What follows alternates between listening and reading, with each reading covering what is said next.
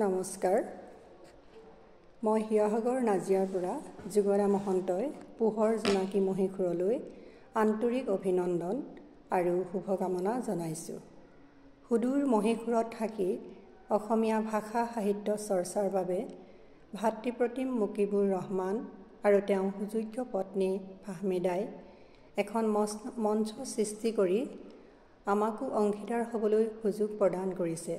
তেওঁলোকৰ এনে আশাসুধীয়া প্ৰচেষ্টাৰ শলাগ লৈছোঁ আৰু এই আপাহতে দুয়োলৈ কৃতজ্ঞতা জ্ঞাপন কৰিছোঁ। এতিয়া আঘোণ মাহ, প্ৰাপ্তি আৰু প্ৰাচুৰ্যৰে ভৰা মাহ। তথাপিও যান্ত্ৰিক সভ্যতাই পূৰ্বৰ আঘোণৰ পথাৰখনৰ ৰং ৰূপ সলনি কৰি পেলাইছে। মই পূৰ্বৰ আঘোণৰ পথাৰখনিক লৈ এটি কবিতা আপোনালোকৰ আগত পাঠ কৰিবলৈ লৈছোঁ।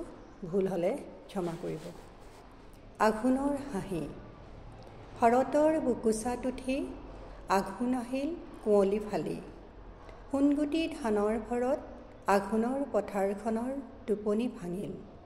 এয়াই আঘোণ, হিৰণময়ী আঘোণ, এই আঘোণতে কৃষকৰ দেহত ঘামৰ নিজৰা বয়।